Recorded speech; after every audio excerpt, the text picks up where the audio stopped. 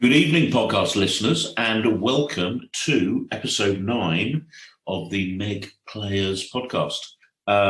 We are going to be focusing tonight on the Wars of the Roses, and specifically the Battle of Bosworth.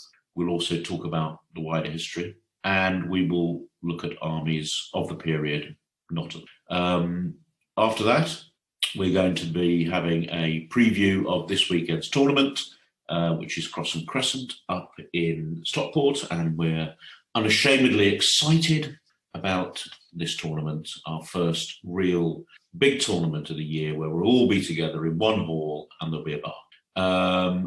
As Robin said, only 2 sleeps. So we'll make some wild predictions about the outcome and who will podium at the tournament, and we're making a commitment to do our next podcast about that tournament, about the lists, about how the lists were used, and with the blessing of the players and the tournament organisers, we hope to be able to publish all the lists that are at the tournament on the blog. It'll be very interesting.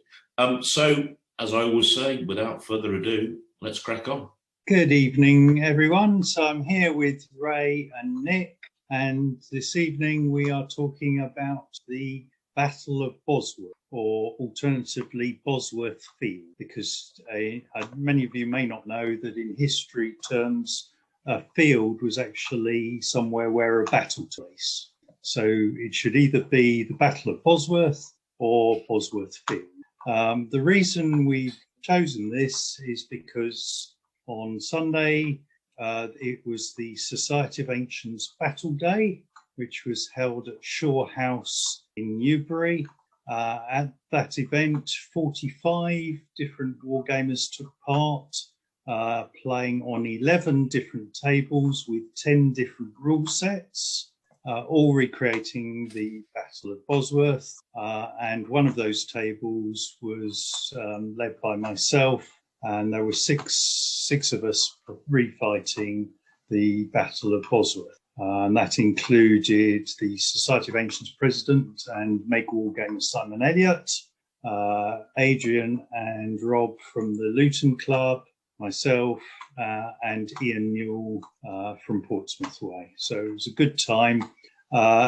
Just to give the game away, the battle turned out to be a conclusive victory for Henry Tudor, who absolutely smashed the flank of the Yorkist army.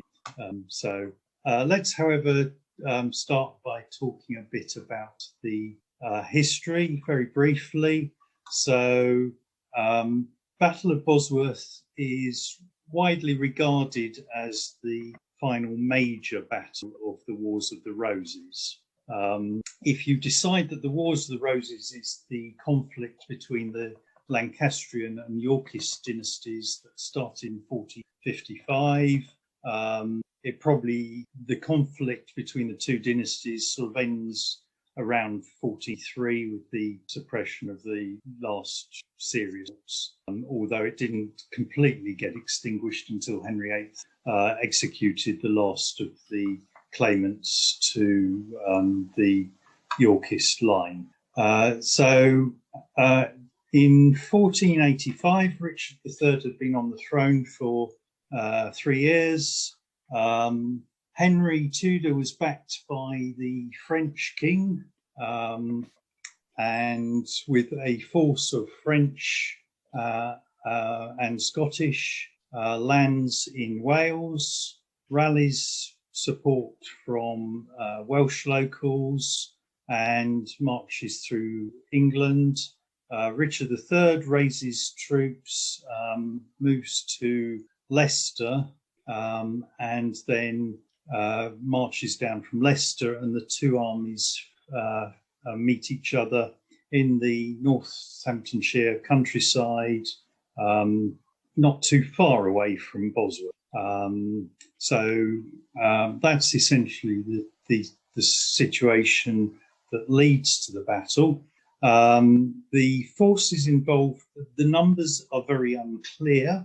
It seems likely that Richard had the larger force than Henry, but Richard's problem was that he was also facing forces commanded by the Stanley family, Lord Stanley and Sir William Stanley, and they, well, depending on where you believe, they either had already committed themselves wholeheartedly to the Tudor cause and were holding off only because their relative Lord Strange was actually being held by Richard under the threat of execution if the Stanleys didn't join him, or that you can argue perhaps the Stanleys were just waiting to see how the fortunes of battle flowed before committing themselves wholeheartedly to one side or the other.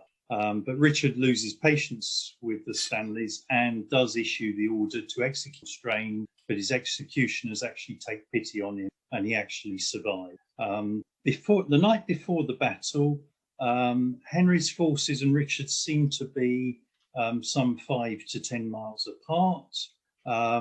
The fascinating thing is that for most of the period of history following the battlefield is reported as being in the wrong place. In 1618, there are a series of maps produced, and I can't remember the name of the cartographer, but they actually show what has subsequently turned out to be the exact location. However, in the 18th century, a chap, again, I've the name, prepared this a bit better.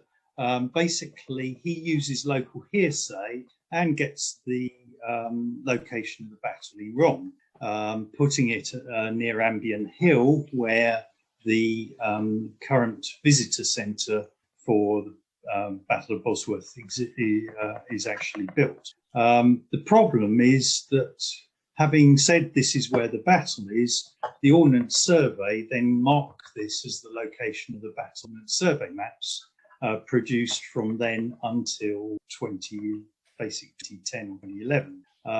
And so all the subsequent historians basically get the location and subsequently the movements of the battle completely wrong.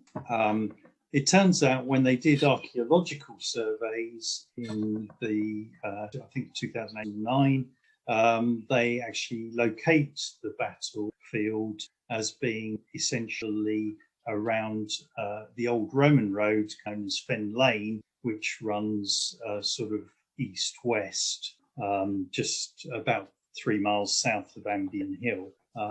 And so it is largely from the archaeology that the location of the battle was now inferred.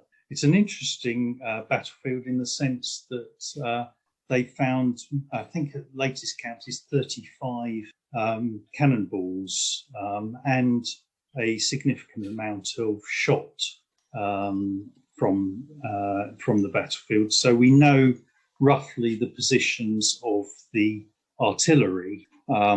What is less clear is how the two battle lines were oriented. The battlefield archaeologist Glenn Ford and historian Anne Cleavey basically believe the orientation was east-west, so that Henry was west facing east and Richard's army was east facing west. This assumes that the artillery was actually placed in front of the armies before they engaged. The alternative view, and the one I actually think has more credibility, is that the armies were oriented north-south, with Richard's army to the north and Henry's army to the south, and Henry's right flank anchored on a marsh that is now currently a small aerodrome. The arguments for this is that the artillery were actually deployed on the flanks, and there's some evidence in the chronicles that the French and Scottish were on the left flank because they were actually to stay away from the Royalist artillery. And there's also reference to the fact that the sun was behind the Tudor army. Now that would be okay for an east-west operation if the battle was fought very late in the day. The battle occurred on 22nd of August, so 1485. So in fact, we're up to our anniversary next few. But the problem is we know that the battle wasn't for the day, and therefore a north-south or in more sense if statement that the sun was behind it is to make sense. So coming on to the MeG recreation for this battle, I not being constrained by the usual competition points limits. I actually built two forces based around what I thought the armies might be like. And I think we will follow the usual pattern, Nick, and post these lists on your blog to support the podcast. Indeed we will. Good. So let's look at the army of Henry Tudor first. The armies of this time still are primarily a combination of longbowmen and billmen. Within the MeG army lists, we have retinue troops who are generally formed troops, an average, and we tend to have poorer quality troops or variants. So with the Tudor army, as well as retinue and billmen, we also have Welsh longbowmen and Welsh spearmen. So the Welsh are unprotected, but still average. And the spearmen are classified as the short spear, melee expert, and fleet of foot. So that provides the bulk of the Tudor army. Along with that, I gave it one unit of cavalry, knights. So they are just average, fully armoured, but on unprotected horses, charging lancer, melee expert, and a unit of dismounted men-at-arms, just fully armoured with two-handed cut and crush. The bit that makes the Tudor army in Bosworth a bit different is the use of the French supplied mercenaries and the Scottish.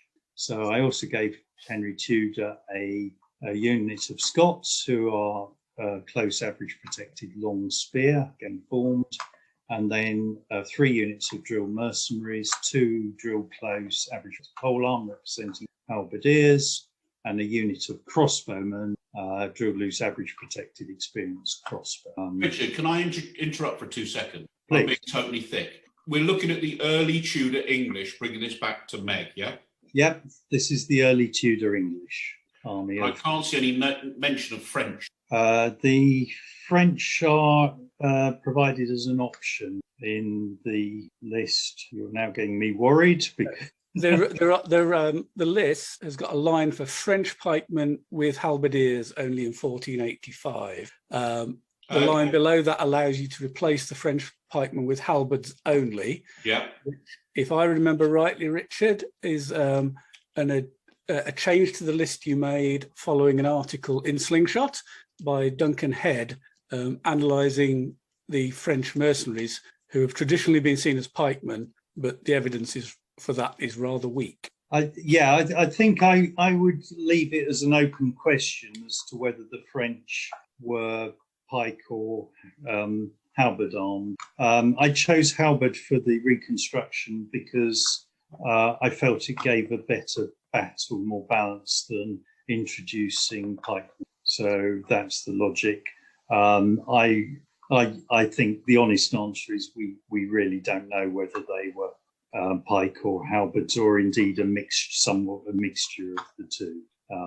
The fact is that it appears that the French attack on the Tudor left, Richard's right, was the factor that swung the battle Henry's way.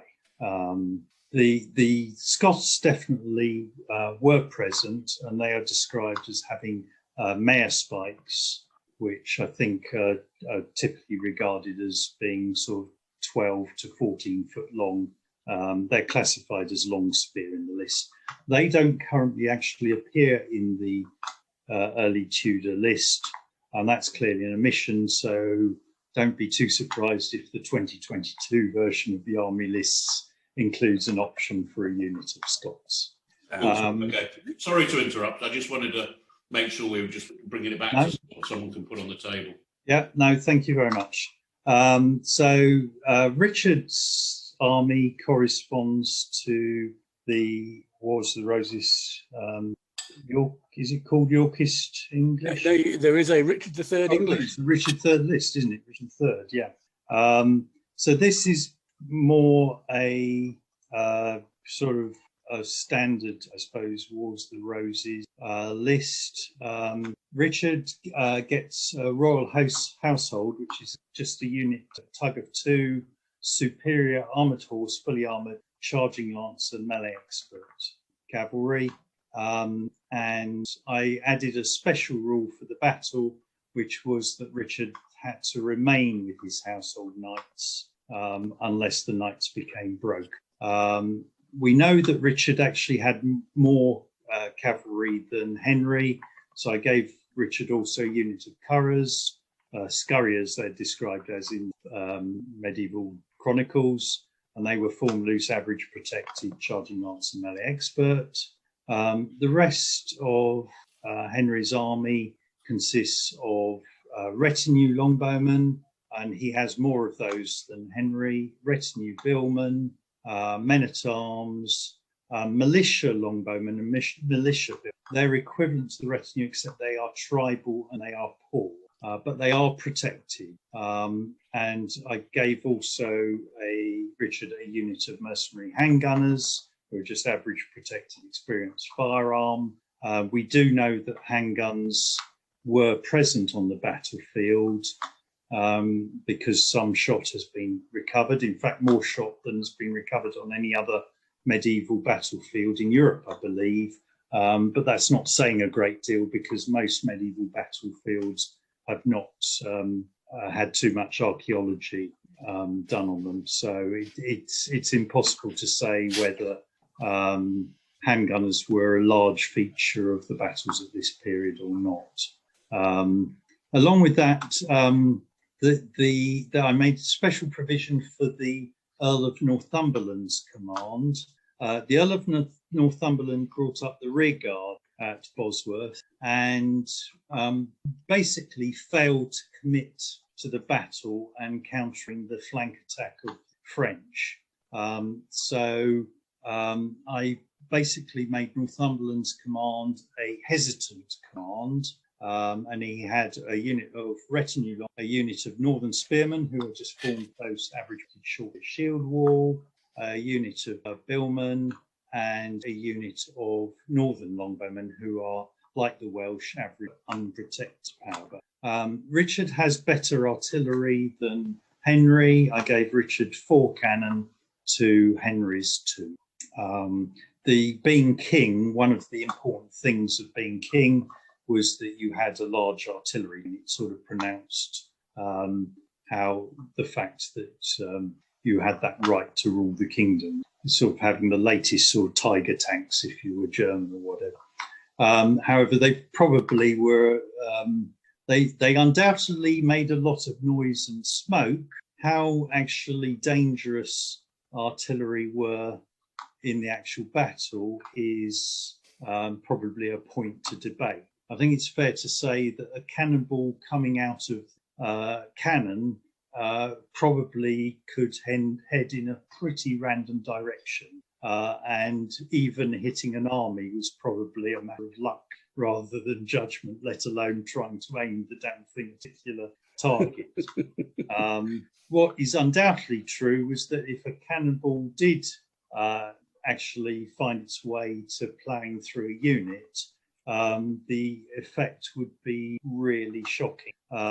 In tests, they have reconstructed an artillery piece of this period and fired it as a pig carcass.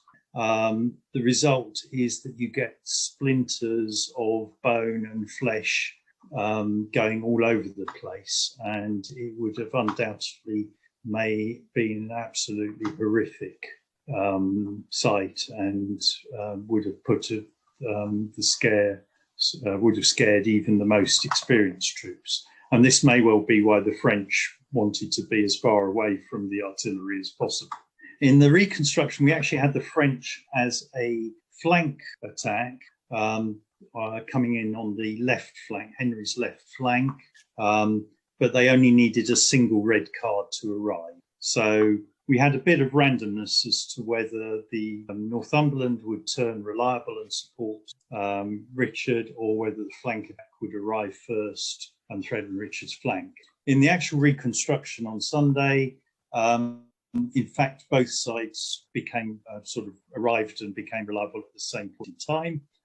However, I was commanding the Earl of Surrey on the right flank of Richard's main line, and in the crucial turns, I drew a series of black and white cards, which meant I was unable to turn to face the French flank, and the net effect, combined with Simon's skillful deployment of the Billman men-at-arms to attack on that flank as well, led to the collapse of Richard's army. So suddenly, actually, that Richard never got a chance to. I had a special rule to play what I called it my kingdom for a horse card, to actually try and charge at Henry Tudor to kill Henry in the battle. But the Yorkist collapse was so quick that he never got the option. So those are the two armies. The Henry's was just under 13,000 points. Richard's army was actually a bit more, 13,500 plus points.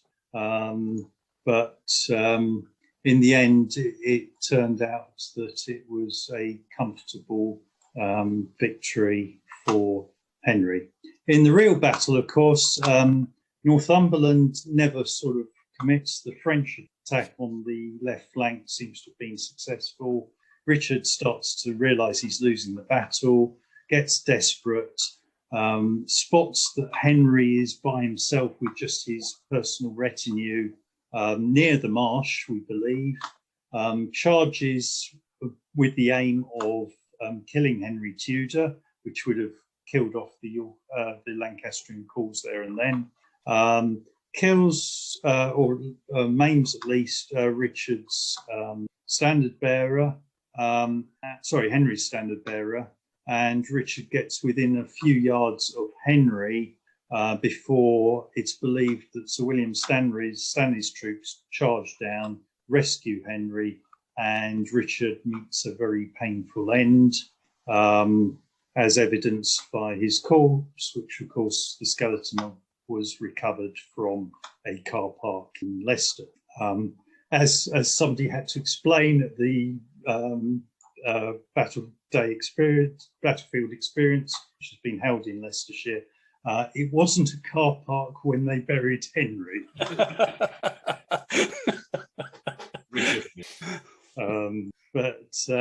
Yes, so an analysis of the skeleton showed the various wounds that killed Henry and treatment of his body after battle itself, which I don't think into, but there are plenty of detail. Bits of his body were cut off, and various other.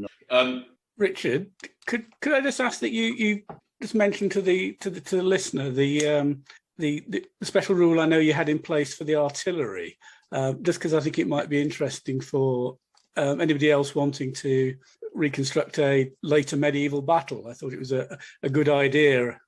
Yeah, so one of the things that the location of the cannonballs on the battlefield actually shows is how far those cannonballs actually went and travelled. Some of the cannonballs are nearly a mile away from where they were probably fired. So for the battle, I introduced a rule that cannon would actually shoot at 24 base widths range, but I also downgraded a colour if they were shooting over 8 base. So this was obviously to avoid them too effective. We're not looking at a Napoleonic, so we didn't want it's getting blown away. My understanding of the artillery at that time, and the fact that the king had the biggest artillery train, was more for if his pesky barons were in their castle, he could storm the castle. That was my understanding. So artillery was much more effective at actually just knocking lumps off quite a big target. Yeah, I mean the field artillery are actually much lighter than the large siege cannons, which a king would also hold. But I think Richard actually had over 70 I think they're described as serpentines. So these would have been smaller barrels mounted on sort of wagon wheels, rather than the sort of big mortars and artillery that were used in sieges. But they would still be capable of taking dents out of walls, and certainly would have no problem going through a whole file of bodies. And the cannonballs probably bounced. And in fact, at Bosworth, the ground was actually quite soft. There'd been quite a lot of rain in that August. That never happens these days, of course. And so this is actually probably why so many of the cannonballs actually were recovered by the archaeology, because they actually probably embedded themselves in the soil to a depth where they wouldn't be capable of being recovered. But in probably in most battlefields, cannonballs were actually quite valuable, and you wouldn't just leave them lying around. In the same way as you don't recover arrowheads, largely battlefields, because the arrows would have, the head would bury itself into the ground, but the fletching would stack above the ground. So after the battlefield, they go around recovering literally tens of thousands of arrows in a battle like Bosworth. Okay, that was great, Richard. Thank you very much for that. And now we're just going to broaden our scope a little bit about look at some of the other armies in the period, and focus more into actual MeG lists you might take to a competition. So, Nick, over to you, sir. Okay, I just thought I'd do a little bit, just following on from Richard's historical bit on Bosworth, and just do some, before we move on to specific MeG lists, there's some sort of points on armies of the Wars of the Roses period, and a little bit about tactics and weaponry. Just to point out the armies, most of the armies of the period, English armies of the period, for the Wars of the Roses, differed from the armies that I think a lot of people relate them to, the armies of the 100 Years' War, which obviously finished just before the Wars of the Rose period. The method of recruitment that was different, therefore the compositions of the armies differed somewhat from the 100 Years' War army, which you obviously see in the list. In the actual 100 Years' War, armies were raised by indenture, which is a contract, and were paid for, at least in part, by tax grants from Parliament. So these were planned well in advance, often a couple of years before the actual campaign started, and troops to be recruited were specified in the indentures in terms of number of men-at-arms and number of archers. So, you know, a contract would be drawn up and somebody might be contract to provide, say, 10 men-at-arms and 30 archers for the Agincourt campaign. And the pay rates for those troops would be set down, and the troops were paid on a quarterly basis in advance. In the Wars of the Roses, this is a bit different. We're into a time of civil war, and armies often needed really quite quickly and often for a short-term purpose. You've got to remember the Wars of the Roses. We think of this period, Richard mentioned 1455 into the 1490s, depending how you're going to measure it. But it wasn't a continuous war. It was a series of short, relatively short, sharp, often just leading up to a single big battle like Bosworth, and then that's it. You don't need the army anymore. And in fact, people wanted to get rid of the troops. You know, you don't want large amounts of armed men wandering. So these armies are raised in a more traditional way by the great men, the nobles, effectively rounding up as many men as they could call on in short notice from their land holdings and their contacts, and you know, the other men in their service. So you've got a lot less control over what turns up. You know, you just go and say, I need men, give me men. Now, obviously in England, a lot of them are going to be archers. We've still got laws about archery being practiced, and they were tried to enforce them.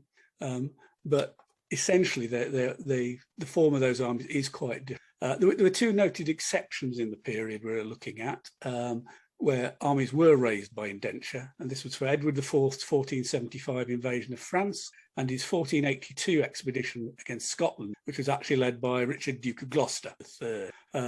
So you can remember England doesn't have a standing army, unlike nations like France and Burgundy, which are moving with their ordinances to more professional armies, more standing armies.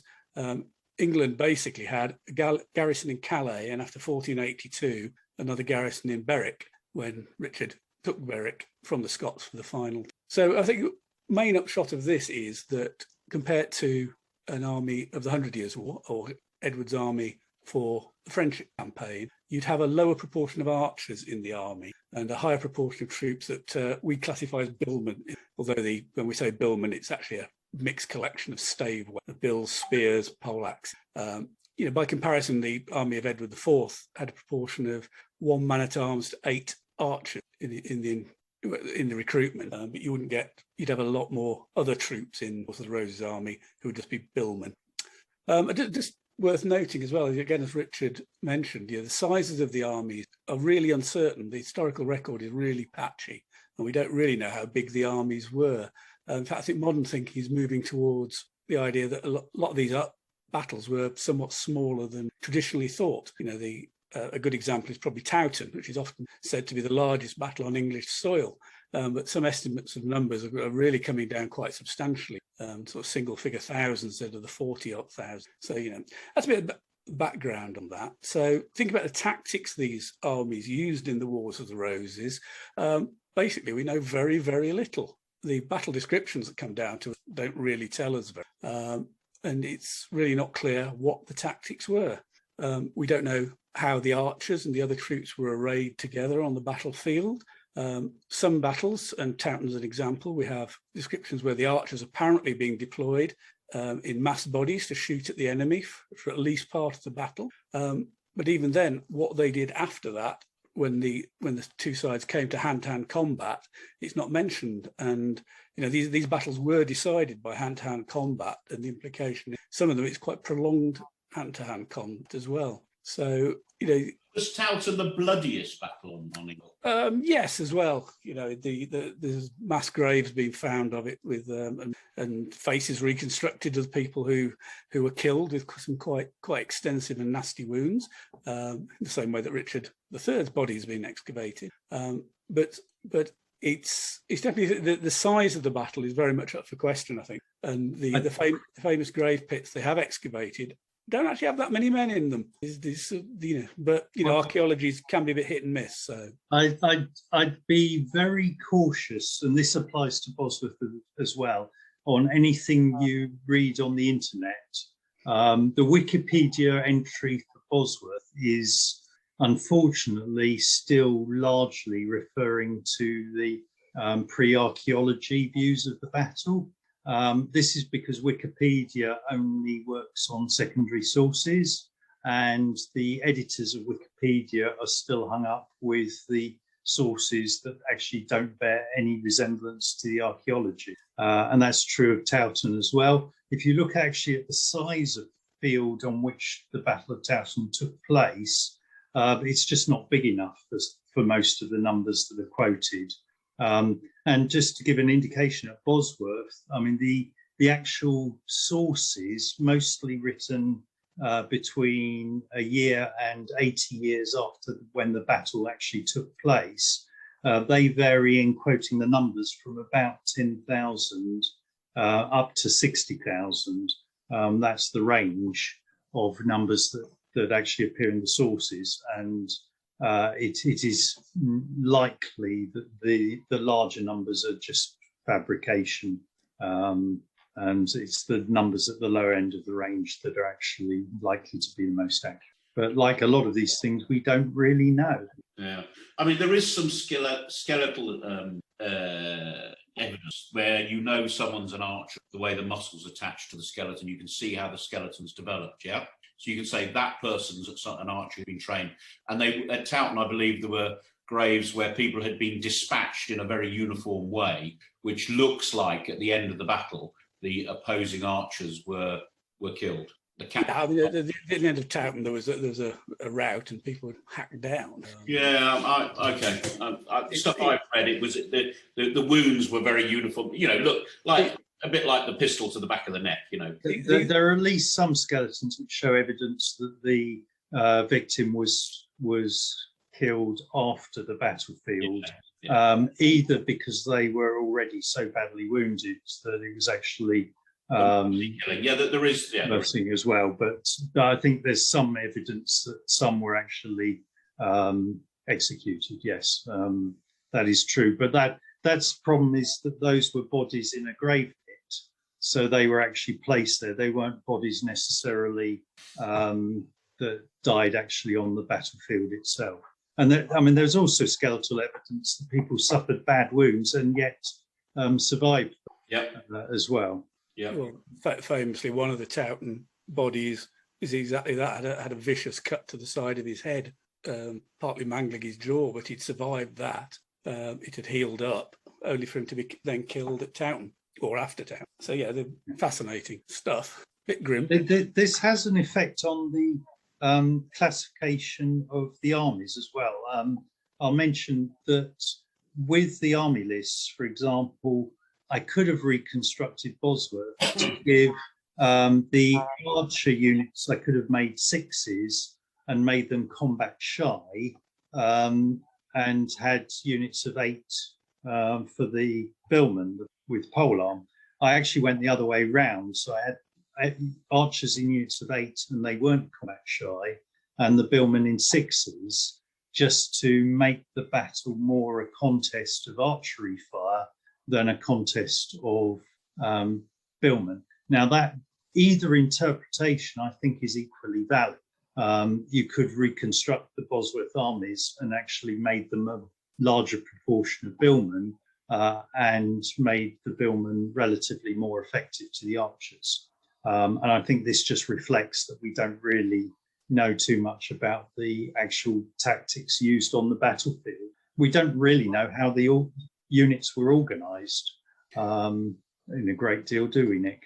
No. I mean, it's again, compared to the 100 Years' War, where it does seem that in general the archers were separated out into large bodies. We don't have that evidence for this period, the Wars of the Roses period. And given it's a civil war, there's probably some incentive for a lord to keep as many of his own troops around him as possible. One, to keep him alive, obviously, but in politically uncertain times, on the danger of a battlefield, having as many of your troops around you rather than be separated away from is probably a good thing. So we could have essentially mixed bodies of archers and hand-to-hand troops. As you say, Richard's saying, it does make army compositions, army lists rather speculative. And certainly you could say the lists we have, which allow the archers and billmen and men-at-arms to pass through each other, is almost sort of covering the bases both ways. So you've got cop-out. but I would say it's a perfectly viable reasonable cop-out, if you want to call it a cop, because you could be modelling troops who are in separate bodies, or the situation like you have at Towton, where the Yorkists appear to have sent their archers forward to shoot, and then later on in the battle you get to hand-to-hand combat. So the guys with the pole weapons, the bills and pole axes, would have been at the front. So but it is. I think I'd definitely say one thing, that I'd be very wary of anybody or any publication that, be it a book or, as Richard quite rightly points out, something like Wikipedia online, that says they have the definitive answer to the tactics that were used during the Wars of the Roses, because I just don't think the evidence in there. In fact, I think earlier this year, a book was published which did do just that, and I've not seen a good review of it yet, basically. And one of the fundamental points is, how do you know? How do you know that? Just while we're on that, I'd just like to just have a little diversion into a weapon, the longbow, just because it does feature so much. Just a bugbear of mine, I'd just like to point out that longbow itself is a bit of an anachronistic term. And in period, they'd just be called bows. Maybe they'd be called a war bow for one that was heavy enough. I think I'm only aware of one case where longbows are referred to in one of the Paston letters, where Marjorie Paston does refer to longbows, but it appears to be only to differentiate them from crossbows. And I think it may be a unique thing.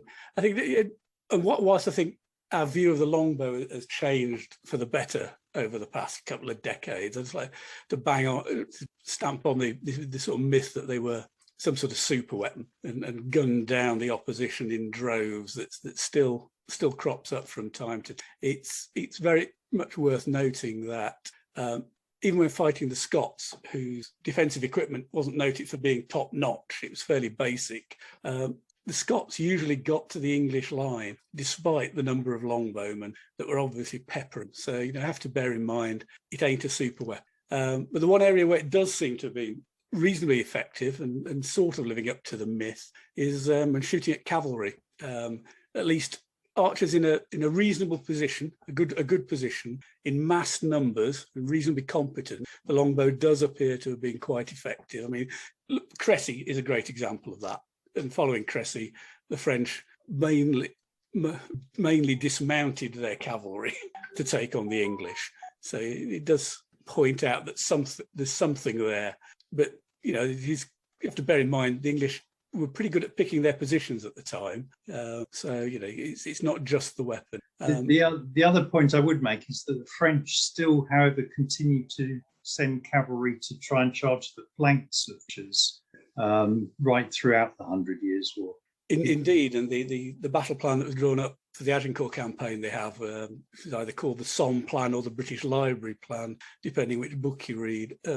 Specifically caters for that. The cavalry charges at Agincourt appear to be a not very well executed version of that. So, despite that, the French still saw a role their cavalry in being able to ride down archers. And of course, this did happen at the Battle of Verneuil, where mercenary Italian cavalry did ride literally through the English archer line. But that does appear to be because they are all on armoured horses. The Italians had, by that stage, been able to mass produce quality horse up. And pretty much after that, that's the sort of start of it's not going to end well for the longbowmen in the long run, or the armour technology carries. In the interest of not rabbiting on and boring everybody too much about that, I'll leave them that. But I'd just like to reiterate there's an awful lot we don't know about the Wars of the Roses, which leaves a lot open to speculate. And perhaps now we shall move on to MeG armies. Ray?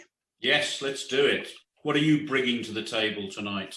Or do you want me to go first to give you a break? If you want, yes, let's do that. All right. So we rolled dice and I lost. So I'm doing the Lancastrian English from the Medieval Kings in the North PDF. And I thought there was two ways to make this viable for matched play. Let's put it that way. And I went for let's make it as big as possible. So my command and control is two competent professional generals and a mediocre professional, and then a competent professional internal ally, which I believe you have, because you can only have two sub-generals. So the Army CNC is a professional. And I end up with 7 PBS and 2 scouting, which in period is, it's okay. But I've built the army to, you have to kill 8 tugs to break it. Thought that would make Richard happy. I'm absolutely shocked that you've gone for a competent ally. You never do that. Well, okay. So I have to admit that when you rejected my list for the 3rd time when checking it, I thought I just need to find some points somewhere. And Richard has always maintained that a competent ally is the statistically, Richard explained, it's statistically not that different to having a talented ally. It is different to having a talented ally, but it still is going to be reliable more often than most people imagine, I think. There you go. So so I went for it. So my army is 4 tugs of retinue longbow, and they're tugs of 8. And so that's infantry formed loose, average protected, experienced power bow. And there are no stakes in the army, because if you take any stakes, you have to all have to have stakes. And I think on this podcast we all agree that if you take stakes, it changes the game so much that I think you end up with a non-game, to be honest. That's my opinion. So no stakes. 2 tugs of retinue billmen, who are infantry form close, average protected polearm, an 8 and a 6, and they can interpenetrate with the longbow and vice versa. Then 2 tugs of men-at-arms. A bit disappointed with the men-at-arms, but now having heard all the history, maybe there is a valid explanation. So these are infantry drilled close, average, fully armoured, 2-hand cut and crush, and I gave them melee expert. But they're only tugs of 4.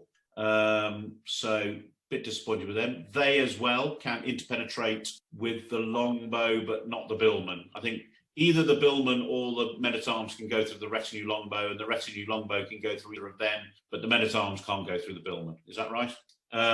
And then I then put in a unit of mercenary crossbow, infantry drilled loose, average protected, experienced crossbow, 8 of those. And then what I had to get into the army, absolutely had to get in the army, I've gone for the Northern Border Staves, I think they're called. And that's cavalry, formed, flexible, average protected, charging lance. Because I've played these games in period.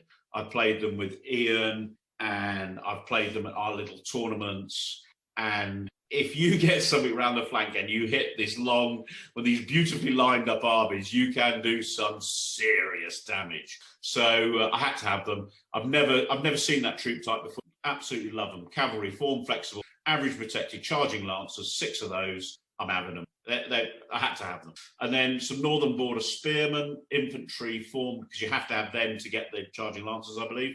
Infantry form loose, average protected, short spear, shield wall in a 6. And then 4 units complete dross to get me up to the 8 break, and I'll just hide these. And there's some Irish kerns, I believe. Are they Irish? Infantry, tribal loose, poor, unprotected, unskilled javelin, short spear, combat shy, 17 points. Get in, 6 of those.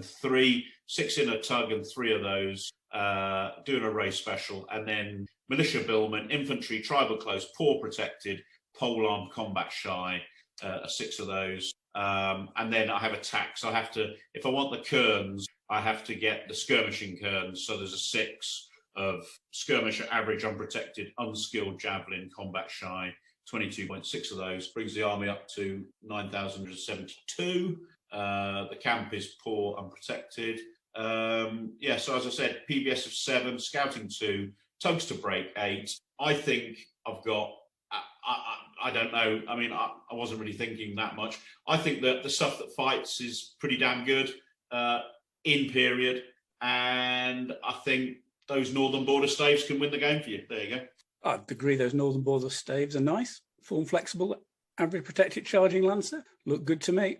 But whether they're going to win the game for might be over-egging. That might be a bit optimistic.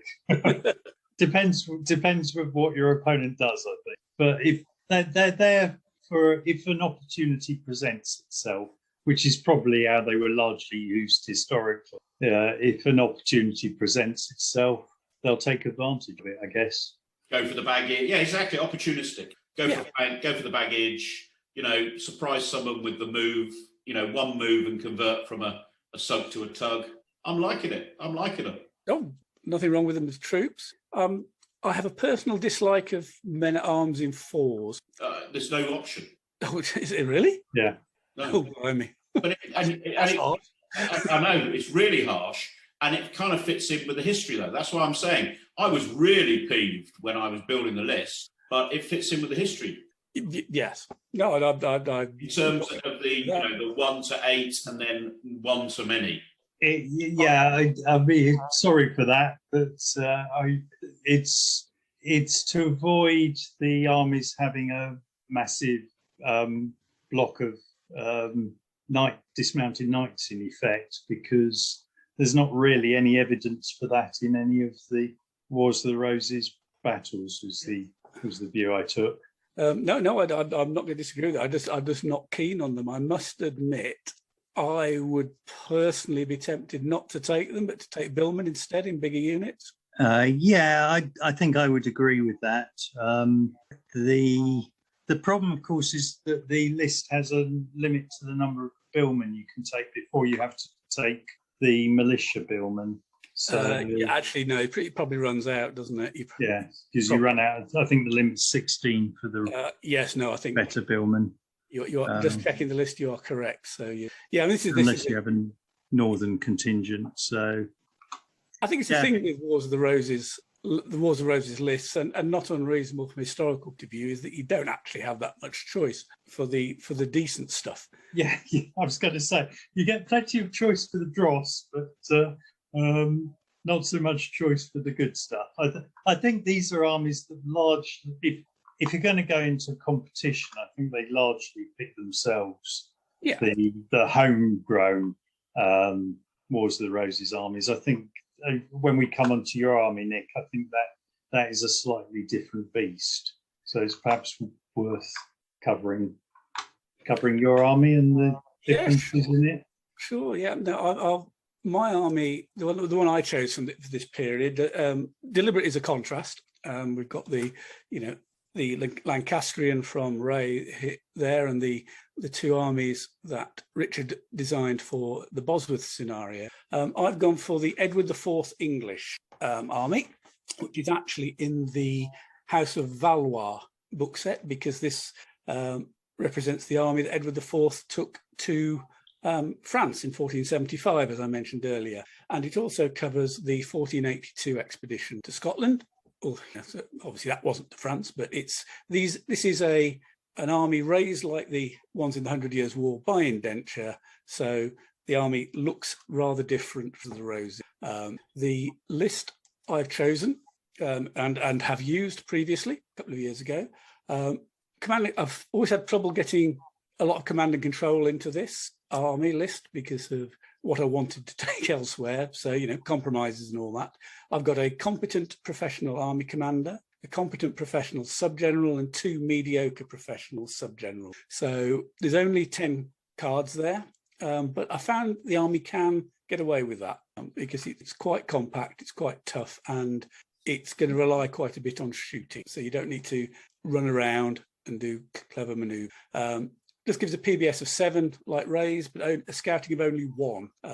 Again, I didn't really, could often be out scouted, but didn't really find it to be that much of an issue. Okay, I've gone for a unit of household knights, 6 bases of formed loose, average, fully armoured men on unarmoured horses, charging lancer, melee expert, dismountable.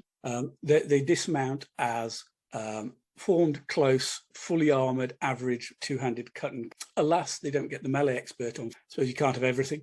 So they're a unit that can fight effectively enough mounted and gives you something to run around. It's a bit mobile, and obviously you can dismount as pretty tough. Did you say a unit of 6? Yes. I hate to burst your bubble, but they can only be in 4s. Oh, hang on, maybe not. No, hang on, I'm looking at the wrong Edward IV English can have 4. Oh, sorry, apologies. That's the House of Valois, in the House of Valois PDF. Yeah, and guess what? I was looking at the Magna list. I ought to know, shouldn't I? Apologies for that. Common error. Don't look at the Magna list. Yeah.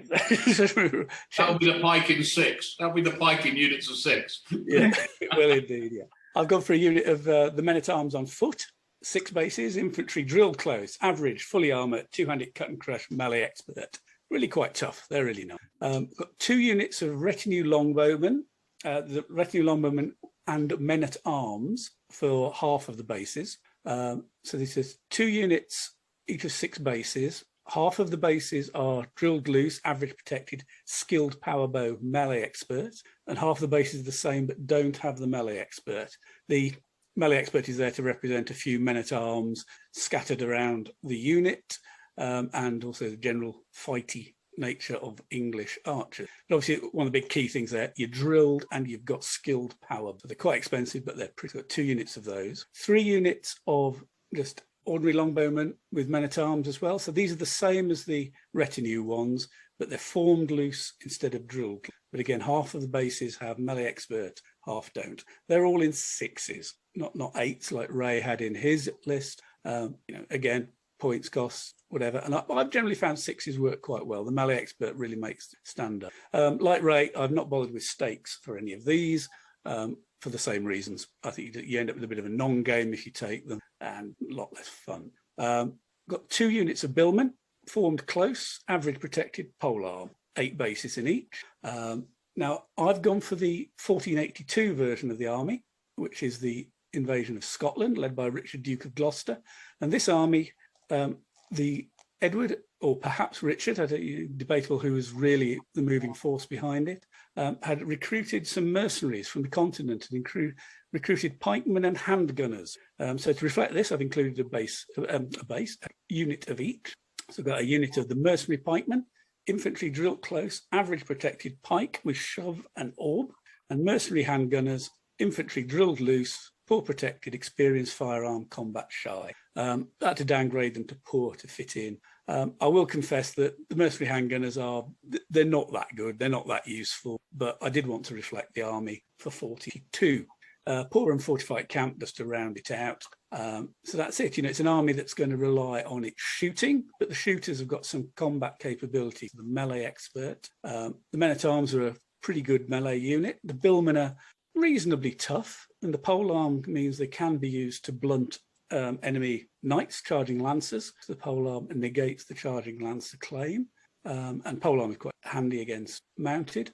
And the household knights, the mounted knights, the cavalry, do give you, as I said earlier, that one unit that is mobile and can be used as a bit as a fire brigade if necessary, or you could start them or dismount them partway through the game to give you another unit of fully armoured infantry to go and chop people up with a two-handed cut.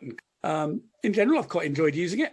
As I said, the command and control is tight on 10 cards, but you've got power bows doing a lot of shooting at quite a long range, so I found it generally works. But with that scouting of 1, you're likely to be out-scouted, so when the terrain's gone down, you need to come up with a good plan of how you can deploy them so they can meet threats if you're out-scouted. So that's my offering. I want you to rack your brains, Nick, to the first time we played when you used this. I can't remember what I was using, but you left one of your end of your line hanging, and I got some cavalry round, and it.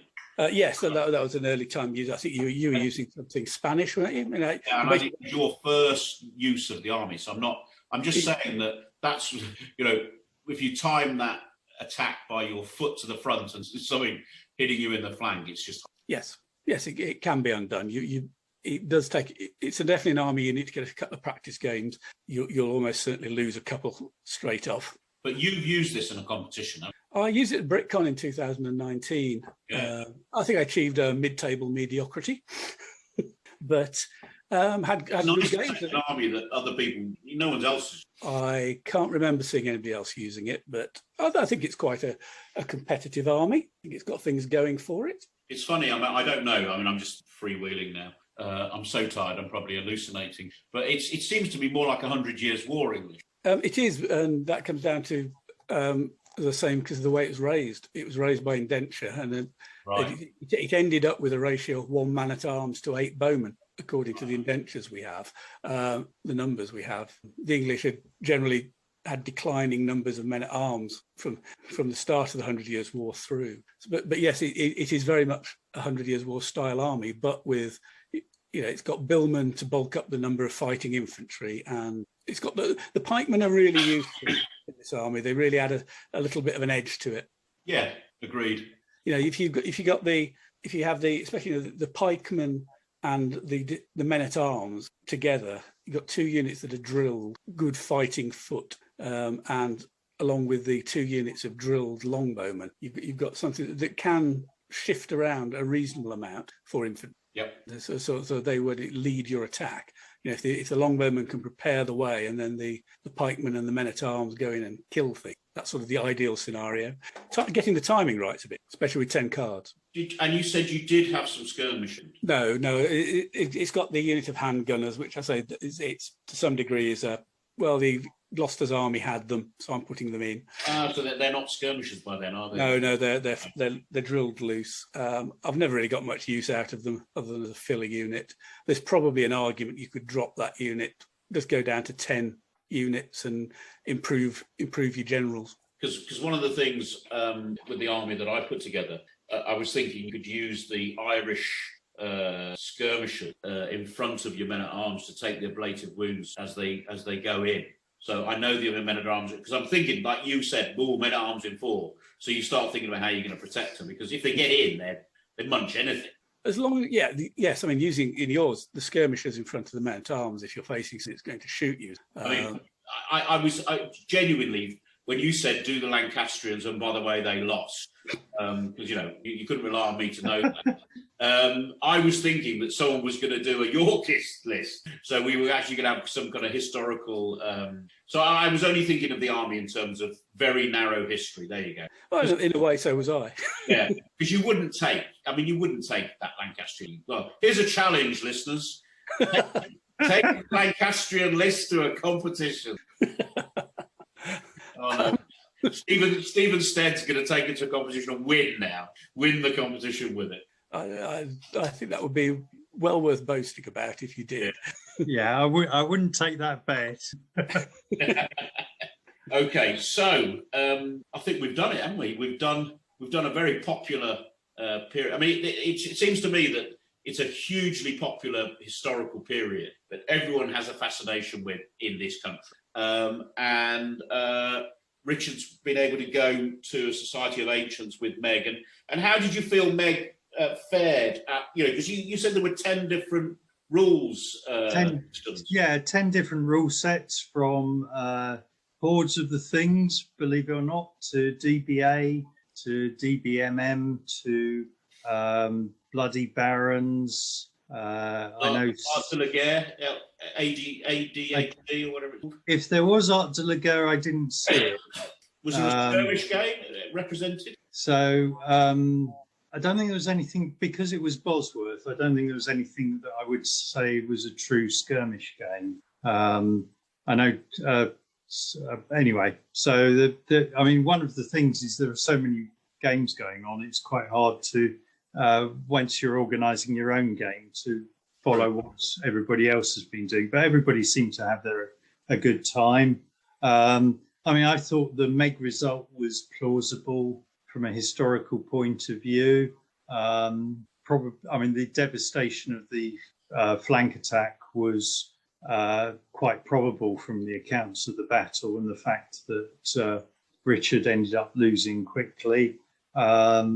I was a bit disappointed I didn't get the chance to play the My Kingdom for a Horse card and try and kill Henry Tudor, but that was part of the scenario rules. Yeah,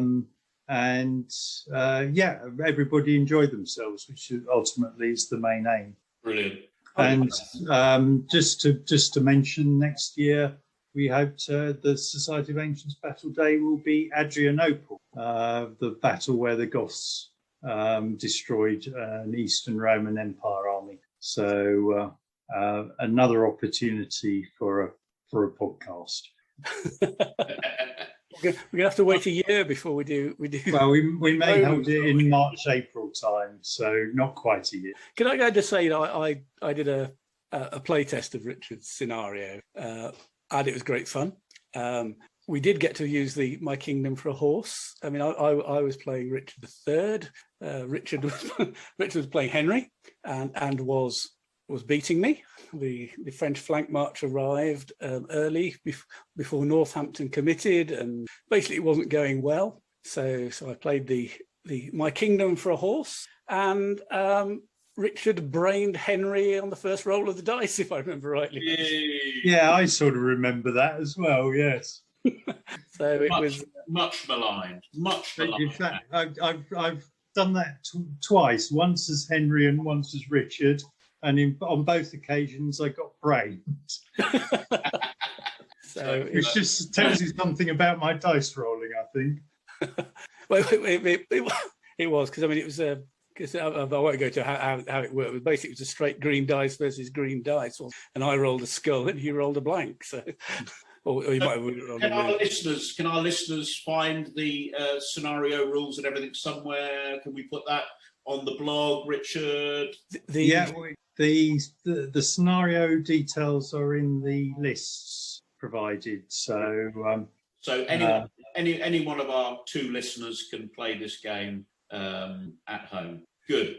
I'm going to call a stop to this section, chaps. Just before we go. No, we're not going anywhere. I want to talk about other stuff. I was just going to say, along with the stuff that the list up on the blog, there'll be some tips for figure suppliers and books as usual, so people can look into the history. Excellent. So don't forget to look at that as well. If anyone uses flexible charging lancers, please write in because you can win a prize if you tell me how fantastic. Right. So this weekend, lads, we're off to a tournament, aren't we? It's our first. I think it's our first proper tournament because we're all going. We're all going to be in one place. It's indoors. There's a bar, and yes, and we're going away for the weekend. So to sunny Stockport. Sunny Stockport. And it's a tournament called Crescent, and I think there's going to be 32 or 34 players, so a good hall full of good few people. And it's quite interesting because for the listeners who aren't familiar, that the Cross obviously are Christians and the Crescent are not Christians. They're not necessarily Muslims, but they're not Christians. And the split has been quite even between the two, where people are choosing their lists from the available lists. And there's a bit of kind of Cross versus Crescent thing going on in the banter on the teams. And in the first 2 rounds, if you're a Crescent player, you can't play another Crescent, which I think is quite interesting. And then I hear you can't play any of your friends. Well, on the basis I have no friends, I will. I can play anybody. Yes, it's Pete Entwistle will make it fair, I'm sure. And so so we're off to that tournament. So because we will be doing a tournament podcast after the tournament, and we will have an interview with the winner, where I will be interviewing myself. No, we will. First question: did all that practice pay off, right? All that practice. So we will interview the winner of the competition if they're willing to interview, and I feel they are suitably outspoken to come on the podcast. And we'll hopefully be one of us 3. But what I'm saying, so predictions for who's going to win, because we'll get it recorded now. The podcast listeners can hear it, and then we will report back in the next podcast. So, yeah. Wow, right. That's a question to spring on somebody when they weren't expecting it. You're not in court. You're not an expert witness in court, Richard. Shoot from the hip, man. Shoot from the hip. So I'm just looking at the runners and riders. Oh my God! Look at the form book. Who's... While Richard does that, I will, because being a bit sad, I've already looked at the runners and riders and done it myself. And joking aside, I think our very own Mr. Duggins has a very good chance. Not what happened to me today playing Jason. Yeah, well, I was about to say, and the other person I would undoubtedly tip for the top is Jason Broomer, because he's a good player, basically. The whole chess thing, thinking 3 moves ahead. He can definitely think a number of moves ahead. Having played him, he always, I played him a couple of times, and I always felt I'm a bit on the back foot just because he is thinking further ahead than I can think ahead. Yeah. So it's the saving grace playing him at the moment might be he's not played that many games recently.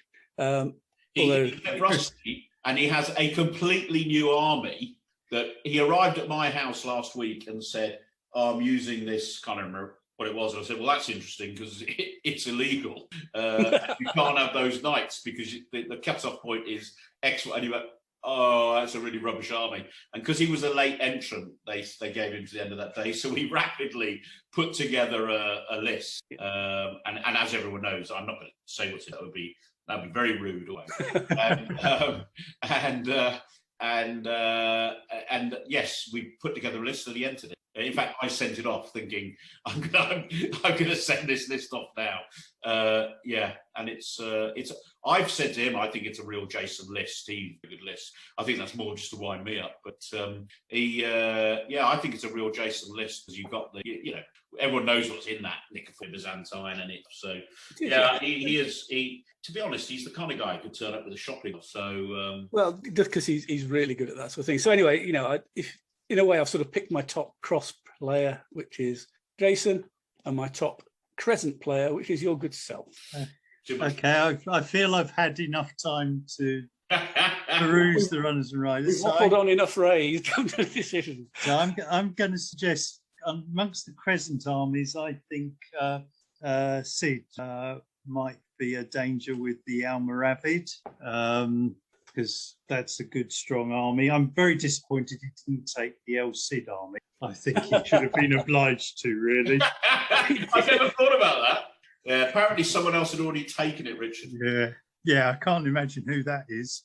And then in the cross armies, I'm going to go a bit off the wall, but I'm going to say watch out for Mr. Cummins with the early medieval Danish with feudal German allies. I think that's a bit of a dark horse. It is. Interesting. He's claimed that he's only taking that because he sent the wrong army list in. He meant to send something else. He did tell me that he was taking a completely different list after the list he came and practiced with was found to be wanted. I've actually just add to my tips as a possible dark horse. Watch out for Hammy amongst the Crescent. Oh yes, with Greater Seljuk. Okay, so before we carry on the discussion, I'll give you mine. I think Sid. I'm going to agree on Sid because I think the Almoravid is a very army, and he's a better player than me. So he's got the same army as me, and he's a better player. So that probably means he's going to do well. And a dark horse in the Crescent is Stephen Stead's, because one-track mind army. Yeah, it's a bit of shock and awe. Let's put it that way. So, and I think there's some nice. Which for the listener who may not be looking at the army list is Tuareg. Yes, he's got straight up Tuareg. So lots of camels. Yeah, I would imagine. If you go to the list, I mean, you have but that's his list. I don't think that gives the game away. No, that doesn't. A lot of smelly camels. That does not give the game away. I'm take a wild guess that he's going to take all the superior ones as well. Why wouldn't you? Exactly. Yeah. And then I also, I mean, I might as well, I mentioned half the field now. So the other person I think, although I know Nick disagrees with it, I think Pete Riley's got a chance of coming podium finish. And I'll tell you why, because he's a very, very, very good wargamer and people don't know him very well on the MeG circuit. So I think he's got a very... In the cross armies, I am going to Jason, and I'm not going to pick. I'm not going to pick Paul because I think Paul. I'm not so sure that's his kind of list. So I don't know. It doesn't feel right to me. And I've got to say, Scottish John. He's a bloody good player. Anglo-Danish is such a dull army. Yeah, I mean, I put two completely different lists together, thinking what he might have in his list, ready for the podcast tonight. I'm just going to say, I don't know what's in his list, and you can make a complete Wall of Dross army that, I think Lance took it to one of the global, everyone play on the same day things, and you just got to wade through it, or you can have a tough as old boots, smaller army. I don't know. Yeah, I should point out, I'm not disagreeing with you on that. I'm just saying, I personally find it a very dull army. Yeah.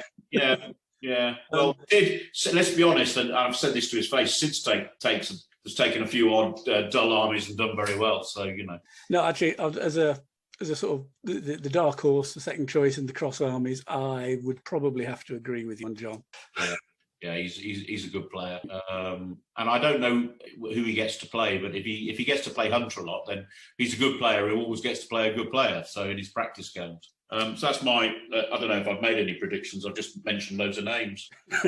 I think you sort of predicted. Yeah. So basically predicted either Sid or. Well, I think we've all agreed on Jason, though, haven't we? Yeah. So I think Sid, Jason, and Pete Riley for podium finishes. Can't believe I haven't mentioned anyone who's on the podcast team. I'm so disloyal. Yes, well, I pushed you up there. Yeah, you did. I'm nasty. No, those are my podium finish predictions. Sid, who did I say? Sid, Jason, and Pete Riley. No pressure, Pete. I'm not going to go any further. New players. We've got a load of new players that I certainly have never played against because I never played Flames of War. So there's all the Bunshot boys have come over. Some bloody good war gamers amongst those guys. They might be a bit game time at the moment, but they'll all be really good. In a few months, will be really good. Well, I mean, after playing Graham Graham Wilmot from the Bun Shop at Armageddon, I'd say yes, definitely. You know, just when he's got a few more MeG games under his belt, he'll be up there as a contender. And actually, from all three of us, they're also more locals as well. So we've got an influx of players who can, come to some of the little events that we organise. It'd be nice. Always nice just to have a bit of rotation amongst the players. So it's good to see quite a wide range of armies. I'm hoping it will produce quite a lot of interesting matches. Yeah, no, I think it's a good solid range. I was especially surprised to see two people have taken early Russian. That might be more dangerous than you might think. But yeah, well, one of them's Matt Hayward, who is one of those masters of the quirky odd army, and plays them well. So I'm not saying that's a daft army to take. It's just unusual two of an unusual armies, which is a good sign. Good indeed, yeah. But it's going to be very interesting to see who comes out. We will do a full podcast after the event and interview the winner. We will endeavour, between three of us, talking to Pete and Jeff, who are the organisers, will endeavour to get all the lists and have a list set on and we'll ask the players if anyone objects and get those up on the blog as well. And then the only thing I've got to say, apart from good luck to you two in the forthcoming event, although we can't play each other in the first two rounds, can we? No. Indeed. We all took Crescent armies, didn't we? We're all on the golden sickle side or the green sickle side of the half. Well, I tried to give the organisers a bit of a headache. I've got no idea why you ended up. You could have been in either, couldn't you? But anyway, I think an Elcid for a Typha Andalusian army is probably Crescent, but you could. I thought if the numbers didn't match, they could slot me into whichever category they thought was best. So, yes, the Typha Andalusian is a bit of an oddball because you've essentially got a Christian taking charge of an army for a Muslim state. A fascinating bit of history. Yeah, I love it. Love the movie. I haven't read any books. So the historical source. Yeah, the final thing. Well, I now know what happened to the Eagle of the Night because I watched the movie, and some fellow went all the way up to, I don't know, the far tip of Scotland and got it back and brought it all the way back. And well, the book by Rosemary Sutcliffe was actually inspired by the find of an eagle at Silchester. Yeah, and have you seen it? It looks nothing like any. It's just an owl or something. It's ridiculous. Well, it's missing its wings. The wings were detachable, but so it's the body of an eagle without any wings.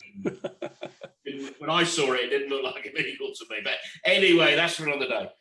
And then the only other thing is we are working towards, as a team, although we haven't done much, for a podcast episode about painting, basing, terrain. I think we should put a stake in the ground and say that at the end of the summer we will bring on some of the luminary from the painting and basing and think of a way where we can make it an audio-visual extravaganza where we show spill the beans, as I think a lot of. Absolutely. Great, looking forward to it. On that high note, I will be arriving at the hotel on Friday at 5 o'clock, and I will be in the bar by 10:05. I shall see you there as soon as you come. I think Nick might be up there a bit cheeky early as well. It's sort of the same sort of time I'm aiming for. Yes, traffic, yes, drive up indeed. south. I have a meeting in inverted commas in Manchester. I was planning to be there, and also I was planning to bring a couple of board game buddies interested in If it doesn't get in the way of abusing Robin and drinking, I will play a board game. Anyway, chaps, I shall see you on Friday. We're all in the same hotel, I believe. And best of luck at the tournament. Likewise. and to you. See you guys. Thanks, guys. Thanks very Cheers, much. everyone. Cheers. Bye.